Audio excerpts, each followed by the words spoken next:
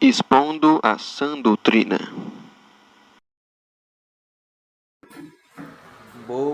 Bom dia. Graça e paz. Amém. Fico alegre de estar aqui mais uma vez junto com os irmãos.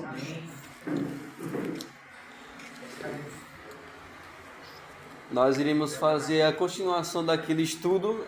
Sexta-feira eu acabei mudando um pouquinho o estudo, acabei saindo do padrão, né, por causa de algumas pessoas que não vêm tanto assim nos dias de sexta-feira. Eu resolvi mudar e enfatizar apenas o Evangelho.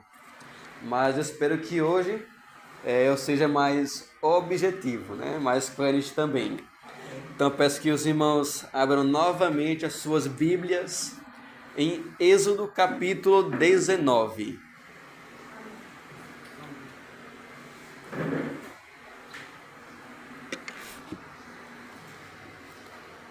Vamos ler tudo juntos? É apenas o verso 6.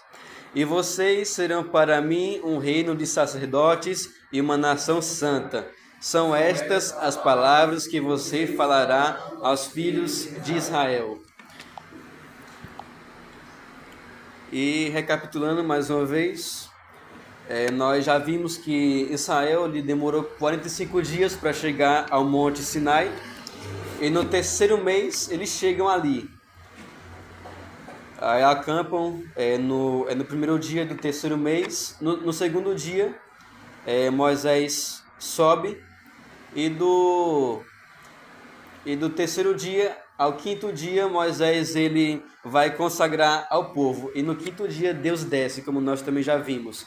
O verso 2, nós fizemos uma recapitulação histórica, né, da jornada de Israel do Sinai, do Egito até o Sinai. Nós também já falamos um pouquinho do capítulo 3, né, que quando Deus chama Moisés para subir ao Monte Sinai. E nós também já vimos que aqui não é Deus, é o anjo do Senhor que está falando a Moisés.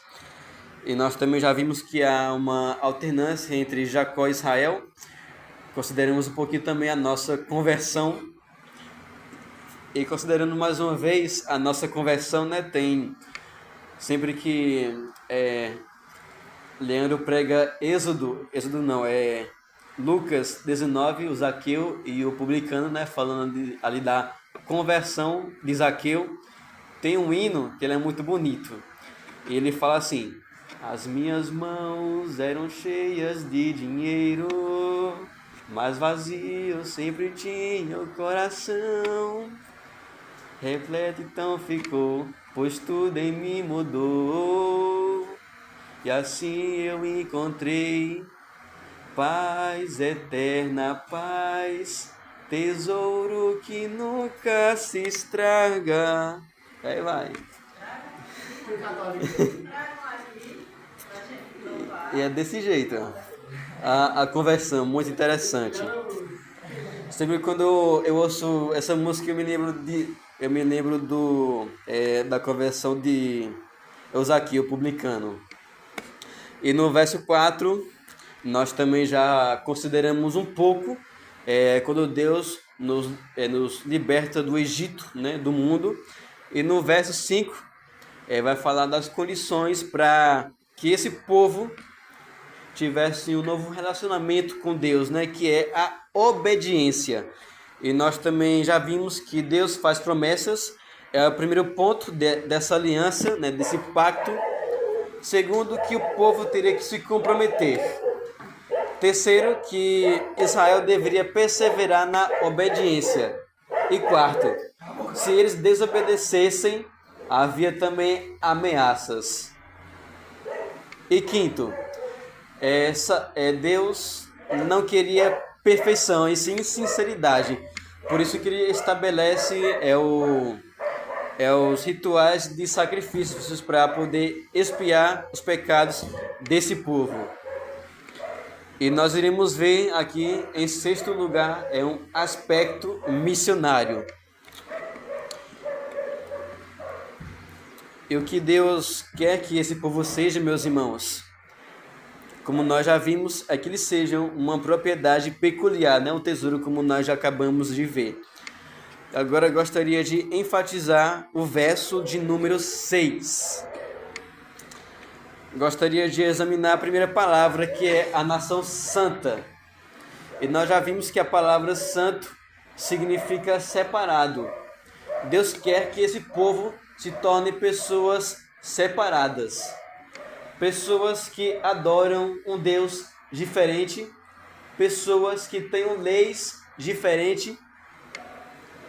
Pessoas que tenham um conhecimento diferente de um Deus distinto. Isso é o que fazia de Israel uma nação singular, diferente das demais.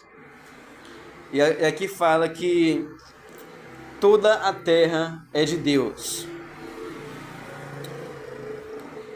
E citando mais uma vez o livro de John Stott, a igreja ela tem uma dupla responsabilidade. Por um lado, a igreja deve viver e testemunhar no mundo. E por outro, a igreja não deve se contaminar com o mundo. É o que nós chamamos de peregrino. É alguém que vive no mundo, mas não se contamina com ele. É alguém que está apenas de passagem. É alguém que... Alguém vai falar? Não. É alguém que não se conforma com aquela nação, com aqueles povos, porque a pátria dele não é aqui, é o céu. E uma das características do discípulo radical, né, como disse John Stott, é um inconformismo. E nós já falamos, né, na sexta-feira passada, na sexta-feira de agora, que tanto você se conformar com o mundo, quanto fugir do mundo é pecado. Então, não é fácil você ser distinto. E essa doutrina do inconformismo, ele está nas 4 principais partes da palavra de Deus. Está na lei, nos profetas, nos ensinos de Jesus e nos ensinos dos apóstolos. Aqui, ó. Não façam como se faz na terra do Egito, onde vocês moraram, nem faça como se faz na terra de Canaã, para onde eu estou levando vocês. Não andem segundo os estatutos desses povos. Cumpram os meus juízos, guardem os meus estatutos, andem neles. Eu sou o Senhor, o Deus de vocês. Esqueci de escrever a referência aqui, mas está no livro de Levítico, na lei. Também está lá nos profetas. Não andastes nos meus estatutos, nem executastes os meus juízos. Antes, pelo contrário, fizestes segundo os juízos das nações que estão ao redor de vós. Ezequiel 11:12, aqui é uma exortação de Deus, que Israel se conformou com o mundo, com as nações que viveram ali ao redor de Israel. E também esse ensino de não se conformar com o mundo está nos ensinamentos de Cristo. Não vos assemelheis, pois, a eles. Mateus 6:8. E também está, por fim, nos ensinos dos apóstolos. Não vos conformeis com este século, mas transformai-vos pela renovação da mente de vocês. Como está em Romanos 12, verso 2. E para nós nos conformarmos com esse mundo, John Stott, em seu livro, mais uma vez, O Discípulo Radical, ele coloca 4 ideologias. E a primeira dela é o pluralismo. O que essa ideologia diz, né? Não é, creio que os irmãos já devem ter ouvido. Ela afirma que existe várias verdades. Existe mais de uma verdade. Ou seja, você tem a sua verdade e eu tenho a minha. E isso não somente está no mundo, mas infelizmente está na igreja.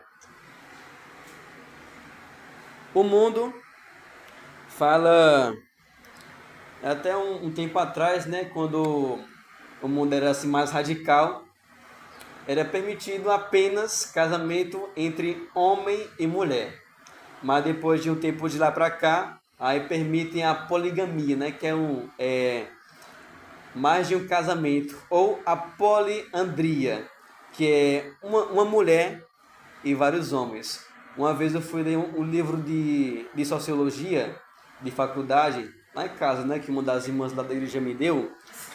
Aí quando eu fui ler esse livro, aí tem, né, as matérias, tem português, biologia, química, tem várias. Aí eu fui ver, quero ver aqui como é que é a sociologia, o que ela fala sobre a sociedade. Aí tem lá, né, o padrão das instituições, aí tem a família, o Estado e a igreja. Aí quando eu fui ver a família, aí fala que o padrão da família pode ser tanto um casamento monogâmico heterossexual, que é um homem e uma mulher, apenas um homem e uma mulher, pode ser tanto esse tipo de casamento como a poliandria ou a poligamia. Quando fala, meu Deus, olha só o que já estão ensinando nas universidades, nas faculdades. Qual é o que está certo? Qual é o casamento correto? É um homem e uma mulher ou é um homem e várias mulheres?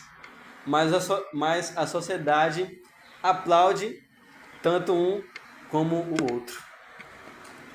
É o pluralismo. Como disse Salomão, se pudesse, Salomão teve para ele, mas ele disse no final, né? Para isso que ele vai mudar. E infelizmente, né, tem. Depois eu vou falar isso aqui um pouquinho mais à frente.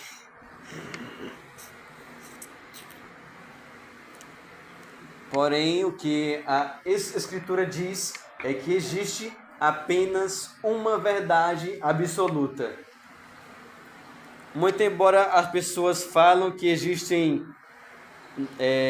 indo agora para o lado da religião, muito embora as pessoas digam que existem vários caminhos para ir para o céu, não existe. Somente há um caminho. O que Jesus disse, eu sou o caminho, a verdade e a vida. E ninguém vem ao Pai senão por mim. Está lá em João 14, versículo 6, se não me engano. Então somente há uma verdade absoluta. As pessoas...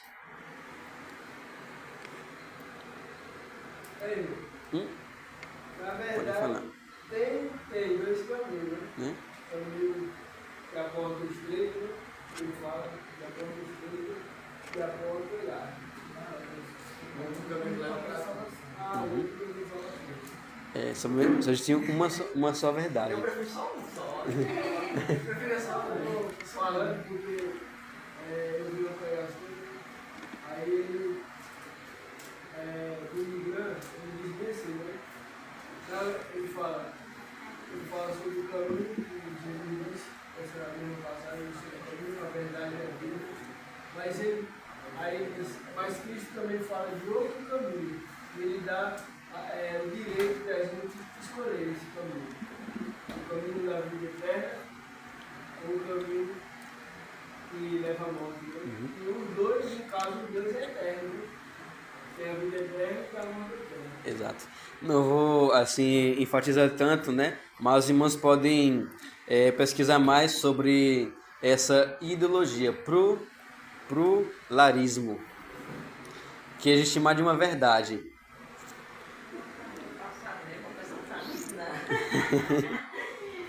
Pesquisem, que é importante.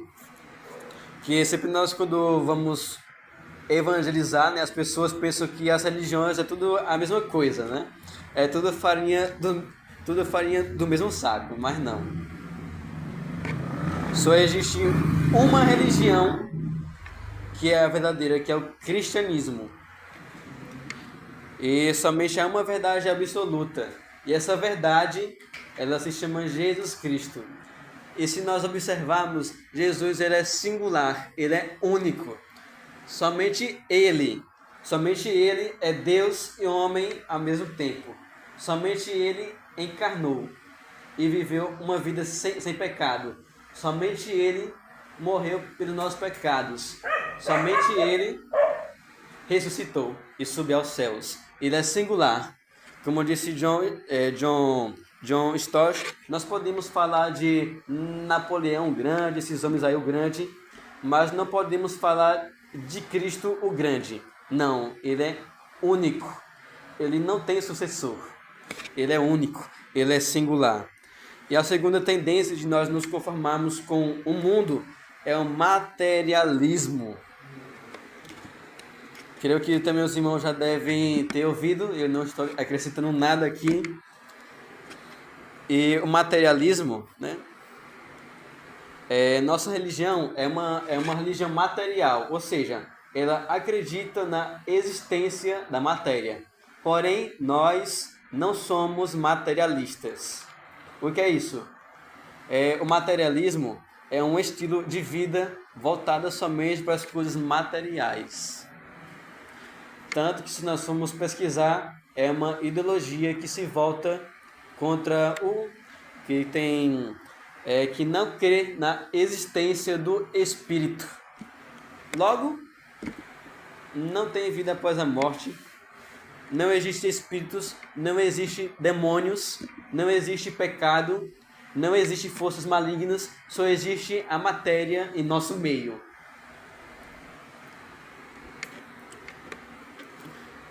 E o materialismo é um estilo de vida em que as pessoas ficam preocupadas com as coisas materiais, de tal modo que isso abafa a fé delas.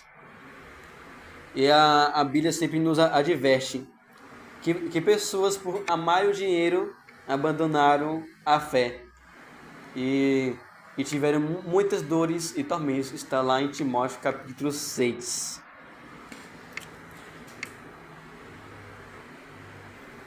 E o materialismo, né, ele vai muito mais além do que você apenas viver para o mundo.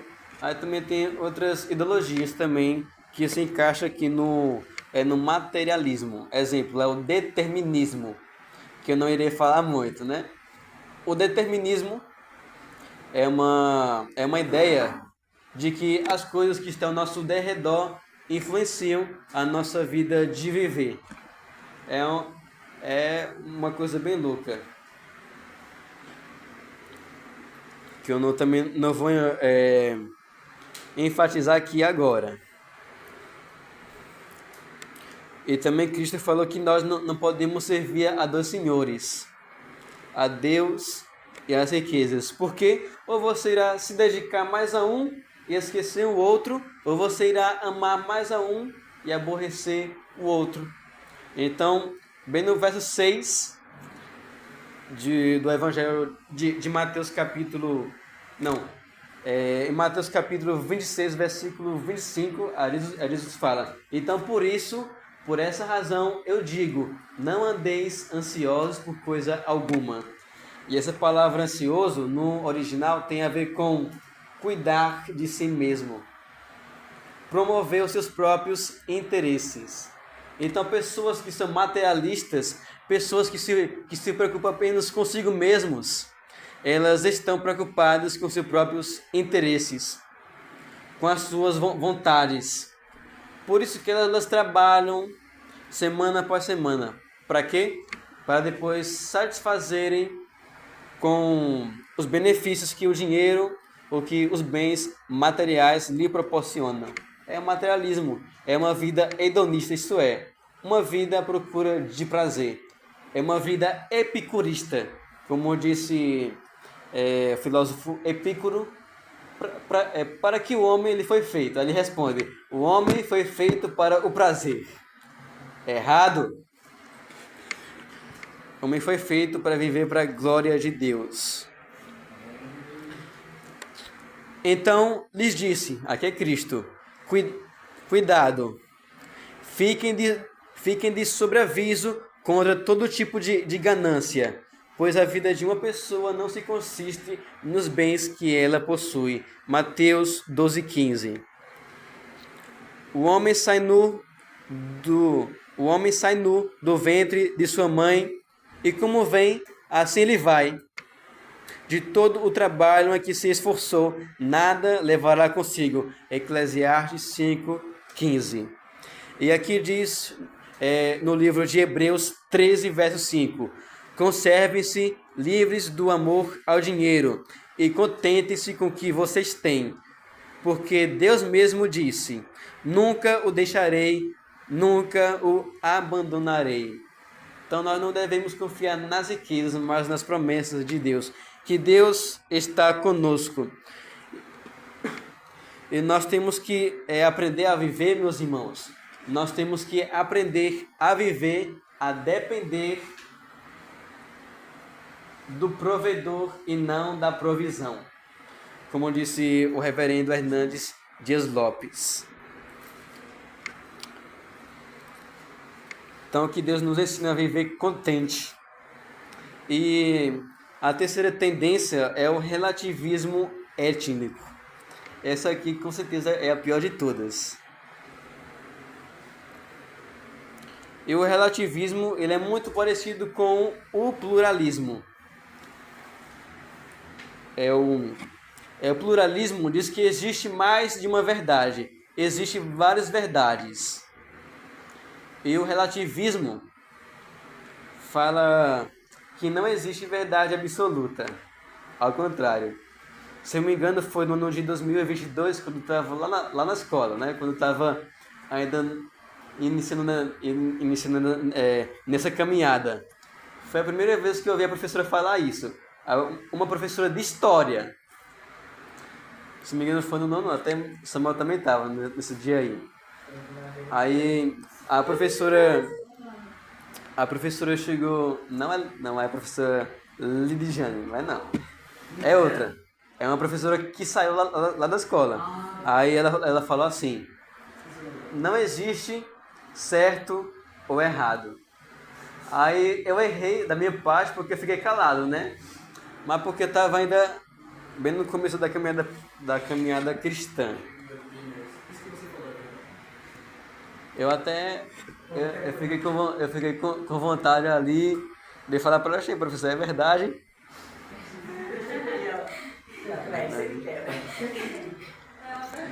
Então, deixa eu fazer um teste aqui com a senhorita.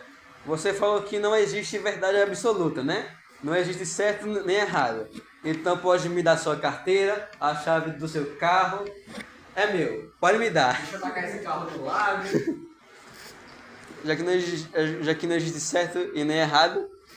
Aí tem vezes que eu brinco com o nosso irmão é Mateus. Tudo é relativo. A Mateus fica olhando assim pra mim.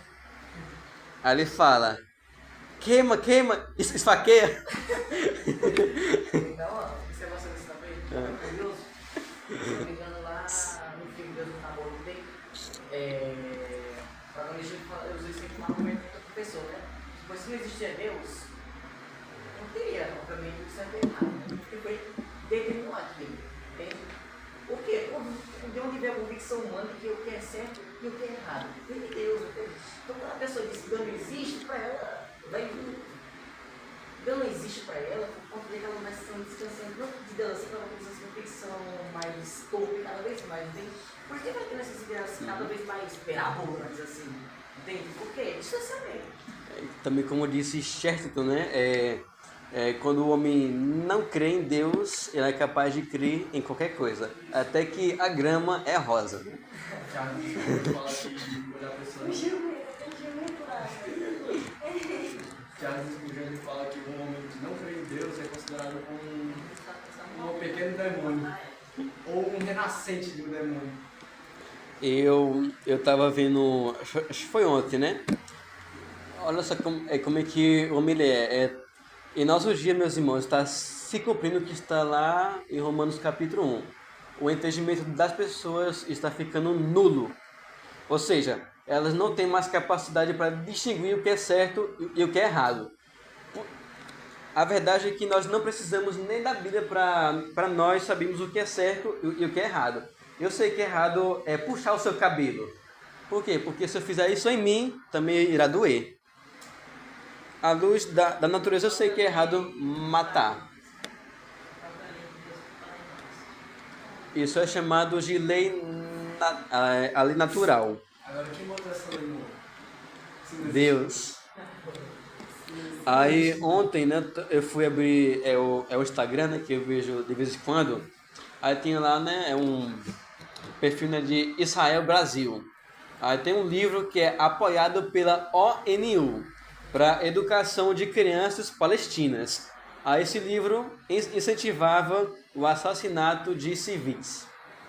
Aí a educação daquele país falava que você matar civis é motivo de orgulho para a nação, que a morte é preferível à vida.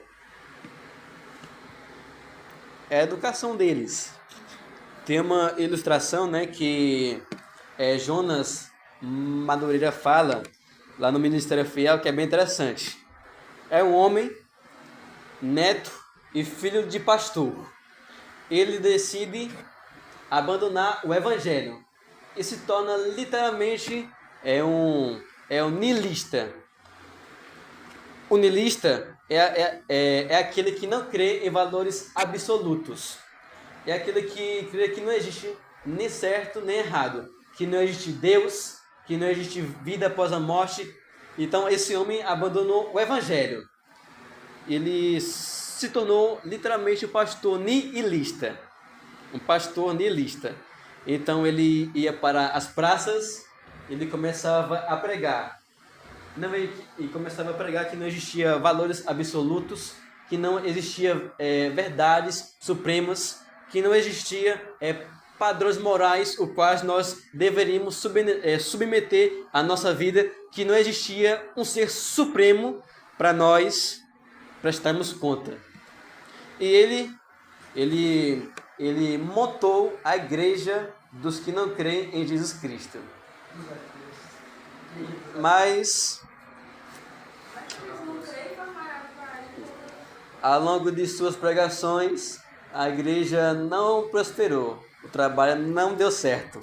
É o que ele fez. Ele decidiu mudar de cidade. Por quê? Porque ele pensou que a cidade onde ele estava não era muito sensível à sua pregação. Então ele decidiu mudar para outra cidade. E aí, bem no meio, né, dessa jornada, a viagem, ele viu um monte de placa com os sinais de limite de velocidade. Mas como ele é um homem niilista, ele não crê que existem valores supremos, valores absolutos, como ele acredita que não existem normas que você deve seguir. Então ele, olhando para aquelas placas, ele pisa fundo no acelerador e vai. Ele tenta ir ao máximo que ele pode. E de repente aparece a polícia em cena e manda que ele encoste o carro. Então ele encosta o carro. Aí o policial chega perto assim dele. Os seus documentos, por favor. Aí ele: não tenho documento, senhor. Assim, mas por que você está dirigindo mas por que você está dirigindo desse jeito? Aí ele fala: mas eu não tenho ninguém para prestar contas, meu senhor. Eu faço da minha vida o que eu quero. E você está impedindo de me seguir o meu caminho. Espere, meus irmãos. Aí o policial fala assim: meu senhor, eu estou pedindo os seus documentos. E aqui. E se você não me der os documentos, eu vou ter que prender o seu carro e você vai ter que ir comigo. Aí ele fala assim: olha, meu senhor, eu nem reconheço que você existe. Eu apenas quero reconhecer aquilo que é verdade, que eu quero reconhecer. eu nem reconheço você como ser humano no mundo. Aí, então o policial, vendo que os seus argumentos bem tolerantes e educados não funcionavam, então ele se aproxima do carro, ele vai tentar mostrar um argumento mais convincente, né? Aí mostra uma pistola para ele.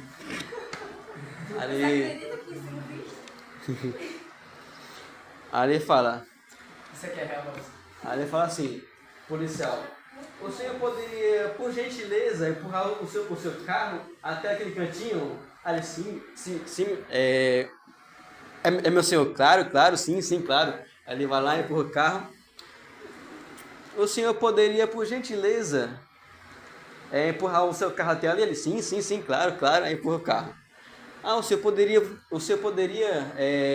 se sentar ali? Sim, claro, sim. Aí o cara vai lá e fica, ele se senta se senta na calçada. Aí o policial pega o carro dele e empurra desfiladeira abaixo. Aí quando chega lá o carro explode quando chega ao termo. Ou seja, né? Depois que o policial mostrou a arma para ele, tudo começou a fazer sentido, né? Eu tô vendo. Rapaz, se você mostrasse. Meu Deus. Aí eu cheguei em Deus, senhor. Certo dia, né, eu fui lá para casa do irmão Leandro, aí ele me mostrou um livro. Aí esse livro, ele também tem a ver com esse tema do relativismo. Aí tem uma ilustração, né, que o pastor fala lá, o irmão Leandro, ele leu para mim o livro. Aí tem um jovem que entra dentro de uma igreja. Aí o jovem, ele se senta em uma das cadeiras, aí ele vai ouvir a pregação.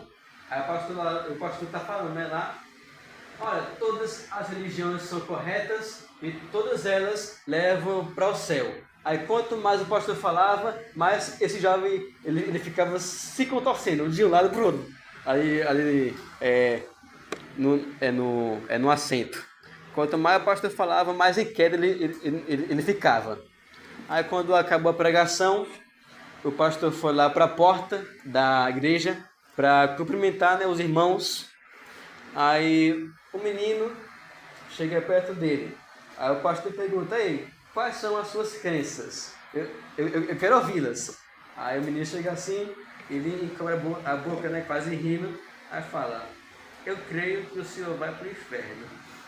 Aí o pastor fala, eu acho que nem todas as religiões são verdadeiras. É desse jeito. Ou seja, essa ideologia do relativismo aprova qualquer coisa. Aprova toda a verdade, menos a verdade de Cristo. Por quê? Porque ela tem valores absolutos. E como escreveu Abraham Edel, escutem, é um poema, né, para concluir esse terceiro ponto. Tudo depende de onde você está. Tudo depende de quem você é. Tudo depende do que você sente. Tudo depende de como você se sente. Tudo depende de como você foi educado. Tudo depende do que é admirado. O que é correto hoje será errado amanhã. Alegria na França, lamento na Inglaterra. Tudo depende do seu ponto de vista. Austrália ou Tombuctu. Em Roma, faça como os romanos. Se os gostos acabam coincidindo, então você tem moralidade. Mas onde existem tendências conflitantes, tudo depende. Ou seja, se você foi educado que é errado abortar um bebê, então é verdade. Se você foi educado que você tem que preservar a vida, então é verdade. É o que o relativismo ensina. Então tudo depende de como você foi educado, tudo depende de onde você nasceu, tudo depende. Mas com a palavra de Deus não é assim. Tudo tem um padrão moral.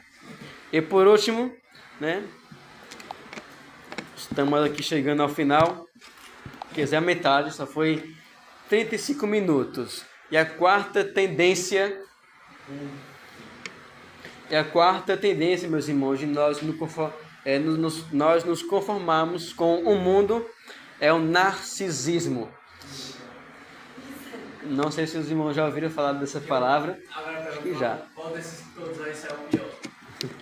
Eu acho que todos, né? É todos. Não, vamos começar aqui. Narciso, ele foi um personagem da mitologia grega, em que quando ele foi ver o seu reflexo na água, ele acabou se apaixonando por si mesmo e acabou morrendo afogado.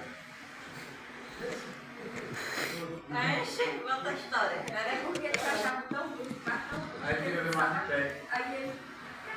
Aí caiu na água. Aí Eu acho que- eles não da história, não sabia nadar. Achou que era peixe. Achou que filho de peixe não é. Se fosse admirar, saiba nadar. Eita. Eu acho que ele teve um infarto e morreu. E a decorrer da história, surgiram alguns movimentos, né, do século XX, que esses movimentos mandavam que o homem explorasse as potências do ser humano. É por isso que tem aí muita coisa aí de homem querendo voar, nas próprias mãos, homem querendo correr no meio do rio, no mar, com as próprias pernas. É esquisito. As experiências. Então, o narcisismo, ele vai pedir para que você explore as suas partes positivas. O narcisismo é o amor a si mesmo, além da medida. Um amor ultrapassado, né? Excessivo. E alguns movimentos, né? Tem uma mulher que ela escreveu assim, né? Shirley MacLaine. Sei que existo, portanto, eu sou. Sei que a força divina existe, portanto, ela é. Já que sou parte dessa força, sou o que sou. Parece até, como diz John Stott em seu livro, é uma paródia de Êxodo 3,14. Eu sou o que sou. É como se o homem fosse o seu próprio Deus. É como se o homem fosse o seu próprio Salvador. Então, nós não precisamos de alguém que nos salve. Nós podemos ser o nosso próprio super-herói. Nós podemos salvar a nós mesmos. Eu faço que nem o rapaz do Vou ganhar poderes. Aí eu falo que meu ídolo são dois. Eu achei que eu tinha poderes, papai. E aqui nós temos 3 argumentos para combater o narcisismo. Primeiro é que Cristo, ele apenas citou 2 maiores mandamentos. Quais foram? Amarás o Senhor teu Deus de todo o teu coração e o teu próximo como a ti mesmo. E ele não citou o 3º mandamento, que poderia ser ame a você mesmo. Por que ele não citou esse mandamento? Por quê? Porque nós já somos bons em fazer isso. Nós já somos bons em amar a nós mesmos. E segundo, é que o amor próprio, ele seria... E segundo, é que o amor próprio, ele seria um dos sinais do fim dos tempos. Uma vez eu estava fazendo caminhada com o nosso presbítero Josué, lá no Parque Josefa Coelho, onde teve aquele Parque Josefa Coelho, se não me engano. Caminhada. Uhum. Agora, um tempinho atrás, né? Aí... Não, você tem que reduzir, porque se você fechar, você não pode deixar. Aí, quando nós estávamos passeando, aí teve uma mulher que ela não estava fazendo caminhada. O que ela estava fazendo? Tirando foto de si mesma. Aí até José falou, né, sobre isso aí, que o amor próprio, o amor excessivo, seria um dos sinais do fim dos tempos. Já não é nem espelho para comprar espelho. Estou economizando o espelho para ir o povo de E terceiro e último argumento é que o amor verdadeiro é o amor ágape. O que é isso? É um amor em benefício do outro e não para o seu benefício. Compreenderam? É o amor ágape. Tanto que nós, quando vamos ler João 3,16, né? Porque Deus amou o mundo de tal maneira que deu seu Filho unigênito, aí vai. Essa palavra deu é você entregar de livre, espontânea vontade. É você entregar algo em benefício do outro. Esse é o amor ágape. Ok? Então é o que Deus quer de nós, que nós não nos conformemos com esse mundo. Então guardem essas 4 ideologias. Tem mais, né? Tem mais ideologias. Pluralismo, relativismo, materialismo e narcisismo. Ok? como Josué falou na congregação. Tirando o cristianismo, tudo que termina com ismo é ruim. Até o judaísmo.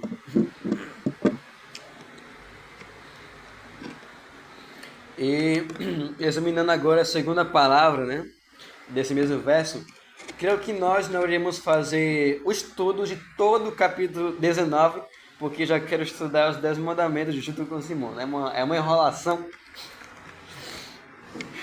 Eu não sei se eu digo glória. Eu não sei se eu perdi para poder você terminar logo esses 19. Eu creio que nós iremos estudar até esse verso ou até o verso 9 desse capítulo. E o resto nós iremos fazer apenas um resumo e entrar nos 10 mandamentos. Verso 6, minha querida. Metade. Não falta o resto. E ainda ficou na primeira palavra. E segunda palavra, né? Para nós avançarmos. Reino de sacerdotes. Como nós vimos, Israel, ele não somente teria que não se conformar com o mundo, mas também ele tem outro papel. Não era apenas se conformar com o mundo. É você não se contaminar com o mundo, primeiramente, e segundo, é você fazer com que o mundo se molde à imagem e semelhança de Cristo. Reino de sacerdotes. O que isso quer dizer? Então nós temos que pensar o que é um sacerdote, primeiramente. Deus quer que Israel seja como um reino de sacerdotes. Primeiramente, o que é um sacerdote? Em primeiro lugar, um sacerdote é o homem escolhido por Deus. É o homem que é escolhido por Deus e não uma pessoa escolhida pelas pessoas. E em segundo lugar, um sacerdote é aquele que representa Deus diante do povo e representa o povo diante de Deus. O que é isso? Um sacerdote deve ser santo, assim como Deus é santo, representando Deus. E outra, o sacerdote deve representar o povo, ou seja, ele deve ir adiante do povo e apresentar as necessidades daquela nação a Deus. Os sacerdotes, quando nós vamos ver de modo mais aprofundado, eles vestiam vestes especiais, faziam os sacrifícios, faziam orações, a expiação. Quando alguém tinha doença de lepra, então essa pessoa leprosa tinha que ir ao sacerdote para que ele a examinasse. O sacerdote era como se fosse um médico, né? Ali é o cara. É um... Interessante, né, irmão? O sacerdote ia até lá e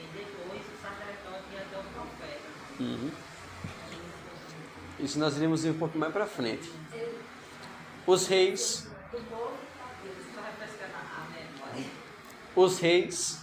e os profetas só vieram por decorrência da desobediência de Israel. Porque, como nosso irmão Leandro já ressaltou, né, que a teocracia, ele até falou comigo, ó, calma, não use palavras tão difíceis não, se for dar o estudo. É porque é complicado. Tem gente que fala e não explica. Eu até tentei explicar, né? E a teocracia é um governo em que Deus ele é o centro de tudo, onde Israel não iria ter rei. Como o Leandro disse, o povo iria apenas depender de Deus. Então, quando alguém era doente ou tinha algum problema de lepra, essa pessoa ia até o sacerdote. Se houve adultério ou não, aí tinha que ir lá até o sacerdote, né? Tinha vários rituais e cerimônias. Tem um que eu acho até engraçado, né? Que quando o pai, a pessoa não queria ter a responsabilidade, aí tem uma mulher que ela tirava a sandália dos pés e tá lá na Bíblia, né? Aí cuspia na cara do homem e falava a casa do descalçado.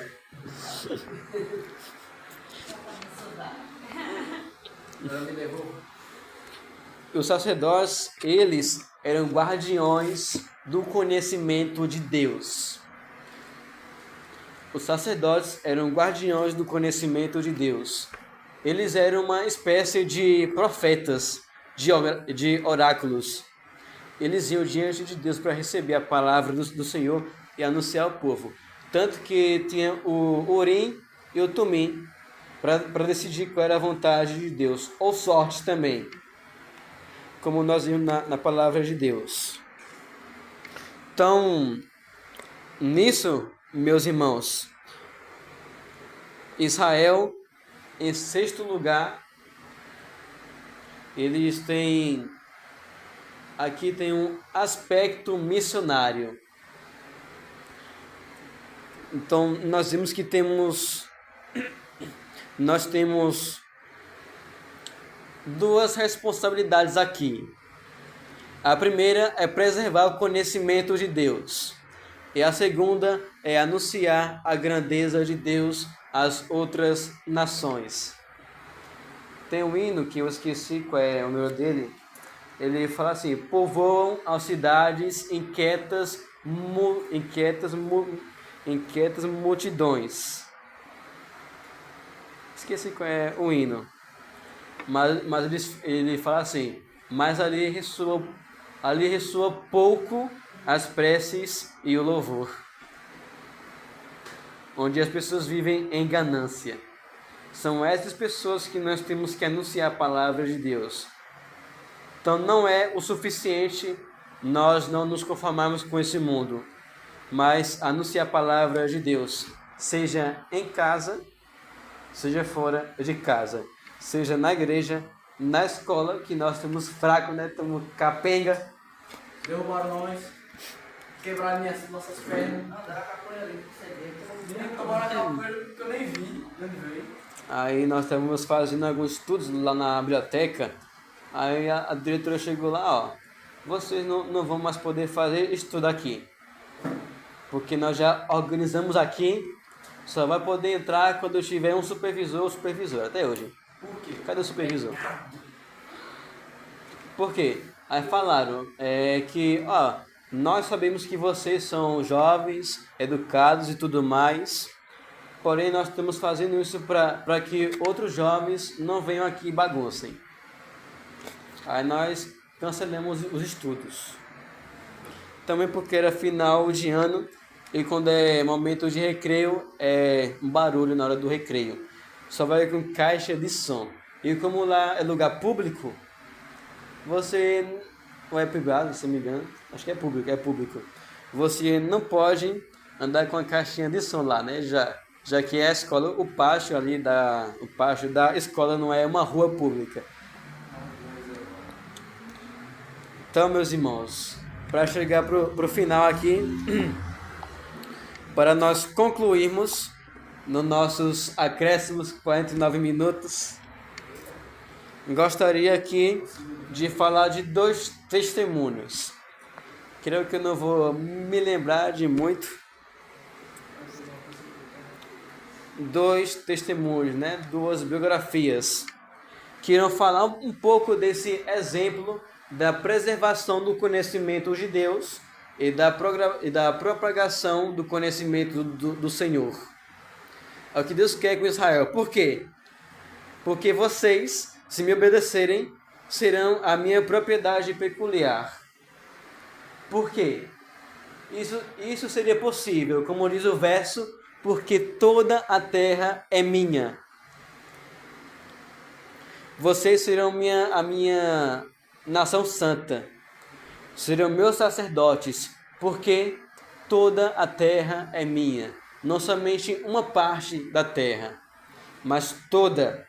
Então, por isso aqui é possível nós anunciarmos a palavra de Deus. E os povos pagãos, aqui da época de Êxodo, só acreditavam em um Deus local. É um Deus que não estava em todo lugar. Nós, porém, cremos em um Deus que está em todo lugar. Como está lá em Atos capítulo 17, um Deus que criou os céus e a terra, que não é servido por mãos humanas, como se precisasse de alguma coisa. Pelo contrário, Ele é que nos dá a vida, respiração e tudo mais. E agora indo para o nosso exemplo, para a Idade Média, no século XIV, nós sabemos que tem a Igreja Católica, não é verdade? É a igreja que mais tem existência no mundo. E também é a igreja que tem mais heresia no universo. Por causa que ela tem uma longa data de existência.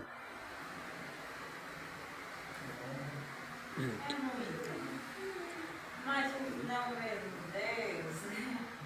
O mesmo Deus, esses crentes fica querendo contorcer a palavra. Mas o mesmo Deus dos católicos é o mesmo Deus dos crentes. Depende. Deus quer se criar na cabeça dele, não, não.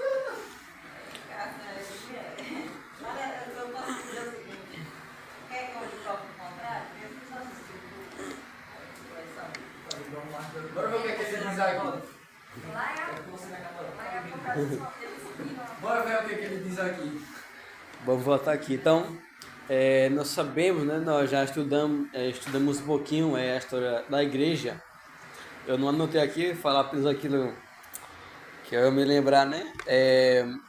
No ano 312 ou 313, Constantino ele tem um sonho e se converte ao cristianismo, né? Se converte.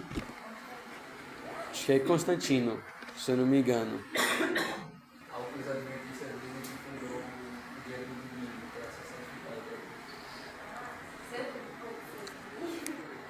E antes da conversão de Constantino, a igreja primitiva era perseguida. Então, depois da conversão dele, aí ele faz com que a religião cristã se torne a religião oficial do Império Romano ali. Então, as perseguições cessam. E você sabe, né? Quando a perseguição cessou, aí a igreja, dali para frente, foi só para trás.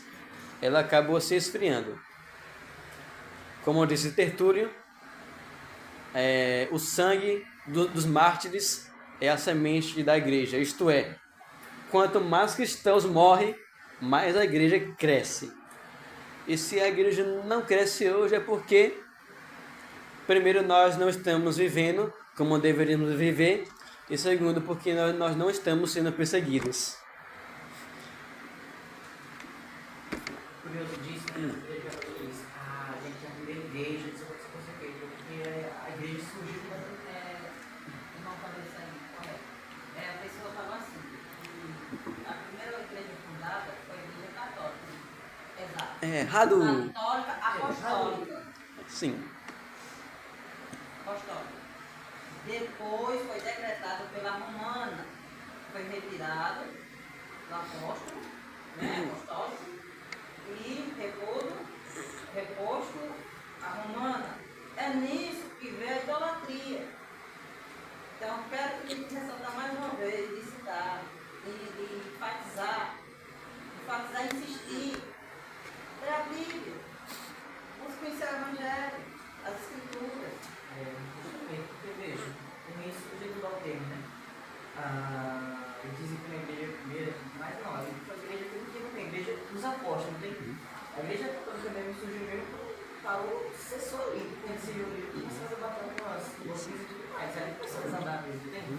Principalmente quando começam a batizar, vamos ver que todos assim, mas passa a tradição e moldando assim, né, as doutrinas e tudo mais. Então, meus irmãos, eu estou falando isso apenas para... Estou falando isso apenas para chegar no ano 1300 e alguma coisa. Século XIV. Então, e de lá para cá só foi para trás, né? Aí, não foi Constantino que fundou, que fez com que nossa religião se tornasse sincrética. Isso é, que ela se misturasse com a religião pagã.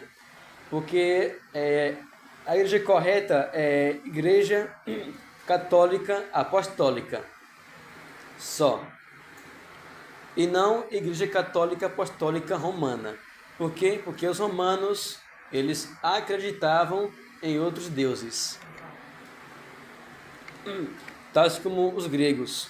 Então, foram os sucessores de Constantino, que quando ele saiu do poder, teve uma mulher, se não me engano foi um dos filhos dele, que queria retornar, né, às práticas pagãs. Então o que fizeram? Juntaram o cristianismo com as religiões politeístas. E dali para frente foi só para trás. E a igreja acabou prosseguindo assim mesmo. Se conformou com o mundo. E gostaria de falar um pouquinho do pré-reformador John Wycliffe. Não sei se os irmãos já ouviram falar dele. Irei falar de dois, né, de modo aqui mais resumido, porque eu não me lembro de tudo. Persisti em ver o documentário mais de 18 vezes. A mente é ruim, né? E John Wycliffe, meus irmãos, se nós formos pesquisar, ele nasceu no ano 1329. Ou 1324. Ou melhor, 1320. É que quando nós vamos pesquisar tem uma alternância, né? Ninguém sabe exatamente quando é que o nascimento dele. Mas no documentário fala que ele nasceu em 1324. Ele faleceu em 1384, né? John Wycliffe. E uma das coisas que ajudou John Wycliffe a se aproximar de Deus, não sei se os irmãos, né, professora Lidiana deve ter falado sobre a peste negra na Idade Média, que ocorreu no ano 1348 a 1350, e ali matou milhares de pessoas na Europa, na Inglaterra. Mais de 200 pessoas eram enterradas ali. E John Wycliffe, nesse tempo, ele viveu perto da morte. E esse foi um dos fatores que o ajudou a se aproximar de Deus. Mas depois de um tempo, lendo as Escrituras, ele aprendeu a não mais ter medo da morte, mas ter medo de Deus. Então, para ele não importava se era o Papa, se era o clero, se era a igreja, se era o Estado ou o rei que se opusesse a ele, ele não iria ter medo, nem mesmo medo da morte, porque ele aprendeu a temer apenas a Deus. Ele foi professor ali em Oxford, palavra bonita, na Universidade de Oxford, né? Por volta de 1365, ele recebeu o bacharel em teologia. E em 1372 obteve o doutorado. De acordo com o documentário, no ano 1370 se levanta um homem chamado John Wycliffe, que decide se voltar contra a igreja, porque lendo as escrituras, lendo a Bíblia naquela época era somente um idioma, latim, o idioma universal. E se nós observarmos, a igreja, ela desprezava a Bíblia e apenas enfatizava a tradição. E especialmente a Eucaristia, que é a ceia do Senhor. É a transubstanciação. Então, na hora que o Papa ele tomava o vinho e a ceia, ele ficava de costas para os fiéis e ele orava, Laura, Papi Laura, e os irmãos confirmavam, Amém. Ninguém entendia nada, né? Porque era latim. Porque a Inglaterra era um povo de língua inglesa. E a igreja falava em latim. A igreja católica, nesse tempo, eles acreditavam que o pão se tornava literalmente o corpo de Cristo e o vinho se tornava literalmente o sangue de Cristo. Isso é chamado de transubstanciação, né? Os irmãos já conhecem essa doutrina. Eles falavam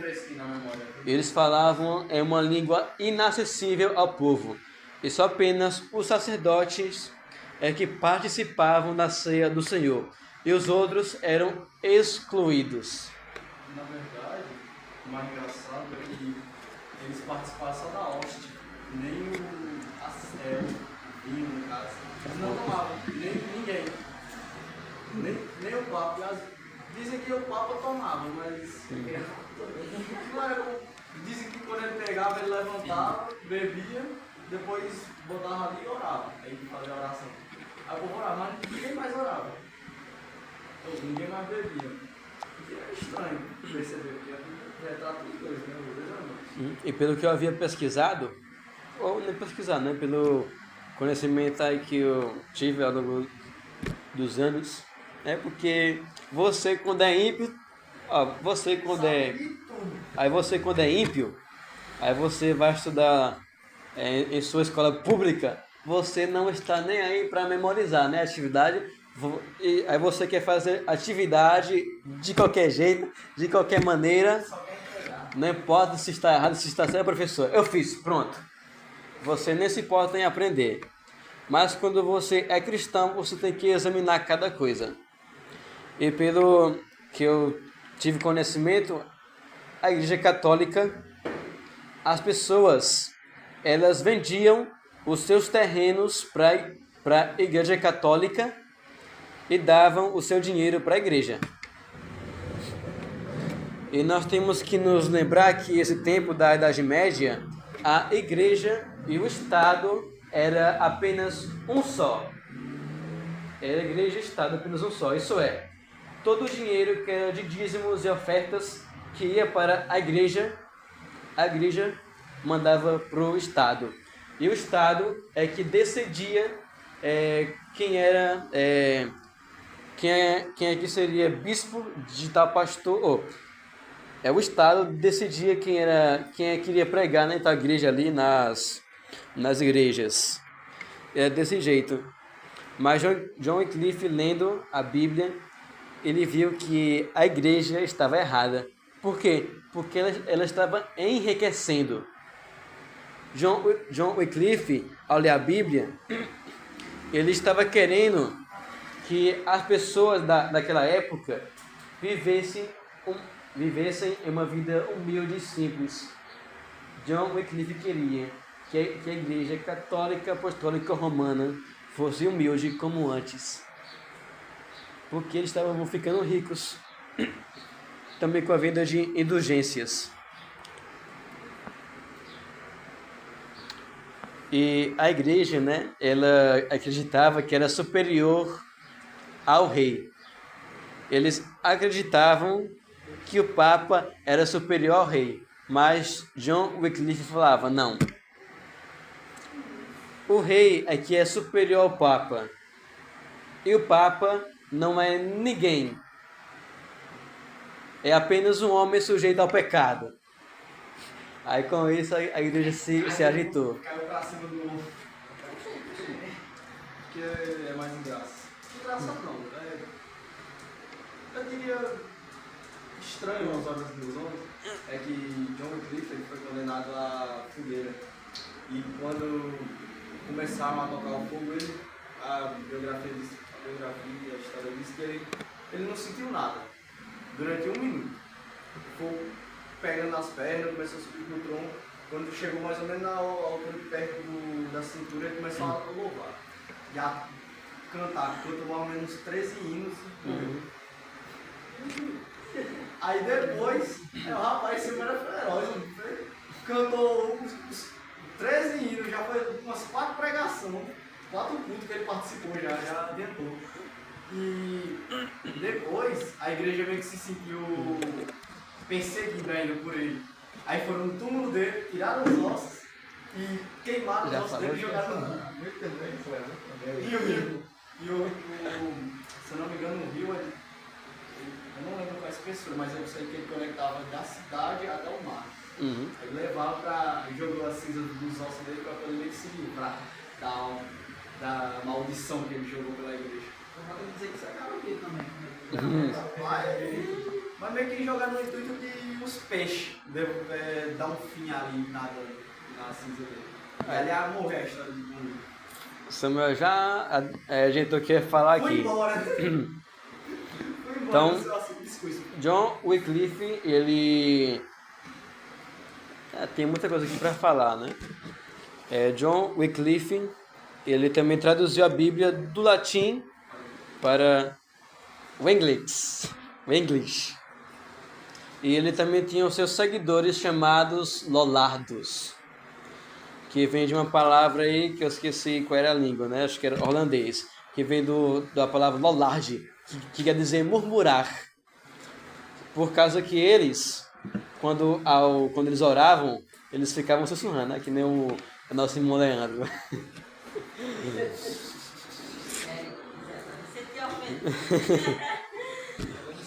Então eles eram chamados de lollardos por causa disso. Tentar aqui avançar um pouquinho mais. Então, John Wycliffe, ele combateu muito o poder da igreja, que era para ser separado. A igreja era apenas para se deter ao poder espiritual.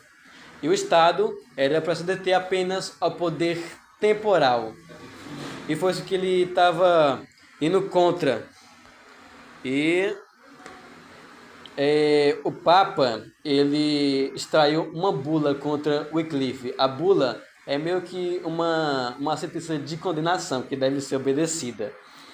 Então, pegaram alguns dos documentos que John Wycliffe redigiu contra a Igreja Católica e, ao redigirem seus documentos, ao examinarem, encontraram 18 heresias. O documentário falava 19, né? Então, ele teve que ir diante do Papa para prestar contas, né? Que nem Martinho Lutero. Então, em 19 de fevereiro de 1977, John Wycliffe, ele foi diante do bispo de Londres para explanar seus argumentos. Ele foi acompanhado de 4 irmãos em Cristo, dos quais foram seus advogados. E houve uma confusão. Lord Pierce, né? O homem que estava ali, queria defender também Wycliffe, viu que Wycliffe estava o tempo todo em pé. Aí ele olha assim para Wycliffe e fala: olha, sente-se. Aí o dirigente, ele fica com raiva. Ele fala assim, é inadmissível que alguém a ser julgado diante de um bispo ou de um papa fique sentado diante do seu pronunciamento. Ele vai ficar e continuará em pé. E os homens trocaram palavras azedas entre si, né? E isso foi mais uma ocasião para que John Wycliffe e seus amigos picassem a bola, né? Vazassem. Então, em 1378, depois do julgamento, John Wycliffe e seus discípulos começaram a traduzir a Bíblia. Olha só, as Bíblias de Wycliffe custavam entre 30 libras, ou seja, 9.600 centavos. Nessa época, uma galinha podia ser comprada por 2 centavos e um porco por 4. Então tinha pessoas que pegavam alguns de seus materiais e davam para Wycliffe apenas para passar o tempo com a Bíblia. E quando a Bíblia ela foi traduzida, era ilegal. E Wycliffe lhe organizou seus discípulos para pregarem o Evangelho. Não era como os papas, que eram rígidos. Eram apenas evangelistas simples que saíam às ruas. E já eu ia falar de William T. Day, mas acho que não vai dar tempo, né? Os irmãos já estão até em pé aí. Então, amém. 1h11. Hoje então, mesmo Josué falou, peraí, depois vai falar. E nessa luta, nessa perseguição, John Wycliffe, em um culto, ele morre de perplexia. Ele é atacado de perplexia e morre apenas 3 dias depois, no último dia do ano. É enterrado. Em 1407, toda a Bíblia que John Wycliffe escreveu foi proibida.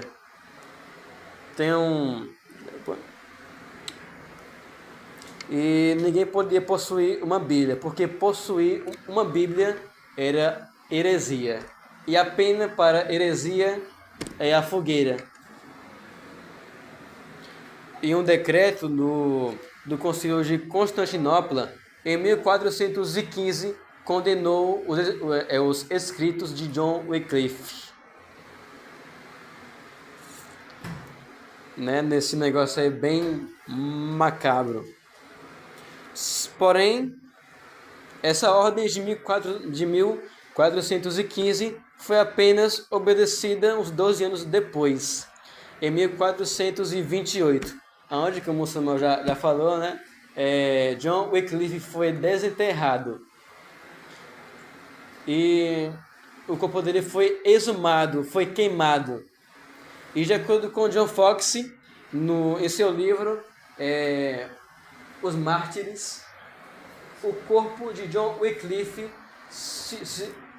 se tornou 3 coisas: terra, cinza e fogo. E o corpo dele as cinzas foram jogadas em um rio. E desse rio foi para outro rio que eu esqueci o nome. E desse outro rio foi para todos os cantos do universo. Do universo não, do Oriente ali.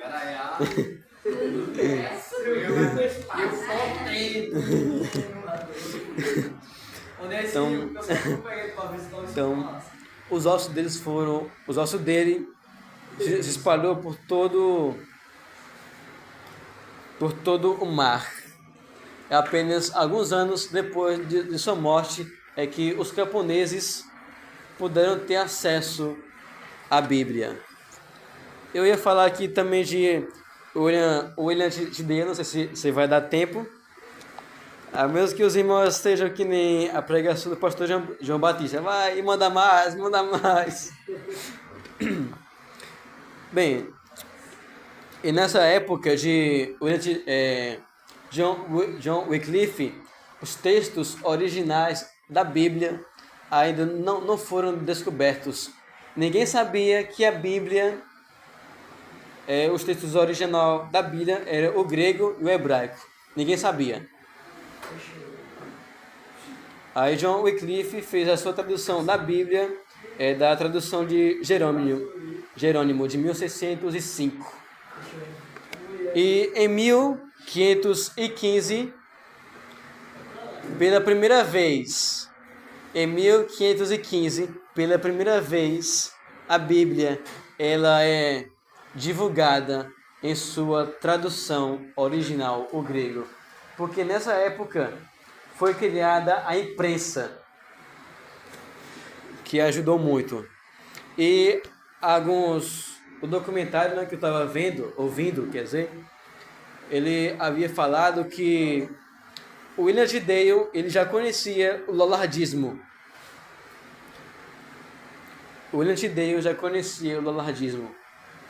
E ele se inspirou muito nesse movimento para também traduzir a sua Bíblia. William Tidale nasceu em 1494 e morreu em 1536.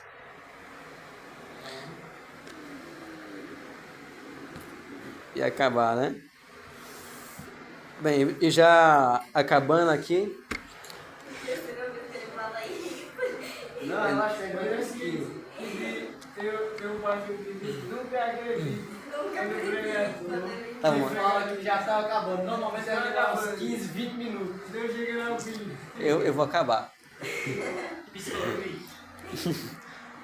Ainda tem mais outro verso para nós examinarmos, mas vamos acabar por aqui, né? O William Tidale, ele também é perseguido. O William Tidale, ele é perseguido. Ele passa mais ou menos 500 dias preso em uma cela, na escuridão, longe da sua amada Bíblia que ele havia traduzido.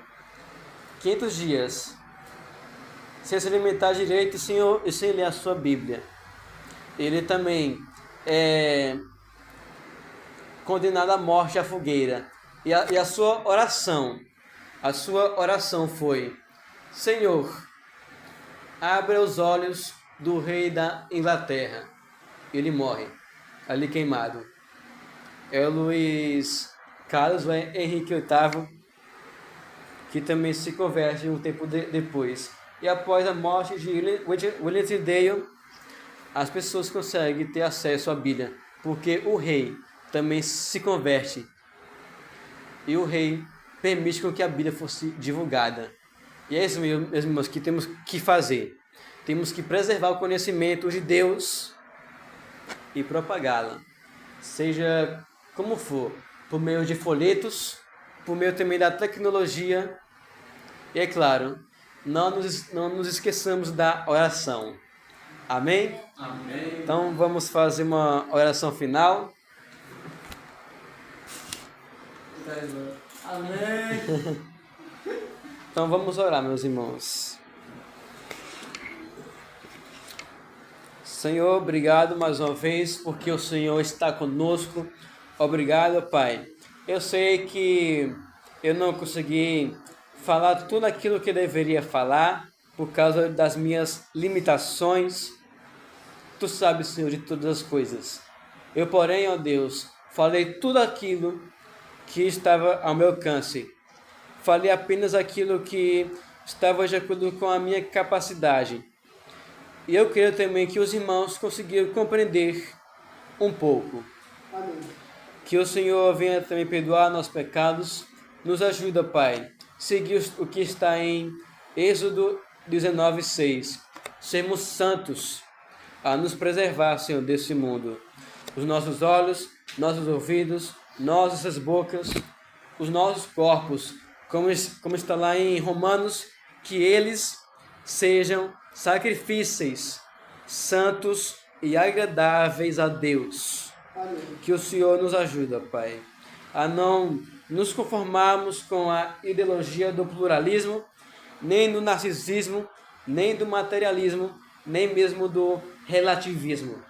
mas nos ajuda, Pai, crer somente na Tua verdade absoluta, que é a Tua palavra.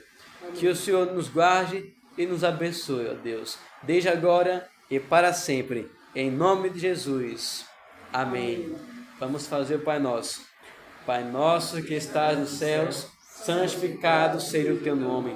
Venha a nós o teu reino, seja feita a tua vontade, assim na terra como no céu. O pão nosso de cada dia nos dai hoje. Perdoa as nossas dívidas, assim como nós perdoamos aos nossos devedores. E não nos deixe cair em tentação, pois teu é o reino, a honra, a glória para sempre. Amém. Amém. Rapaz, seu Pai Nosso também modificado nessa liturgia também, porque ainda tem um hino.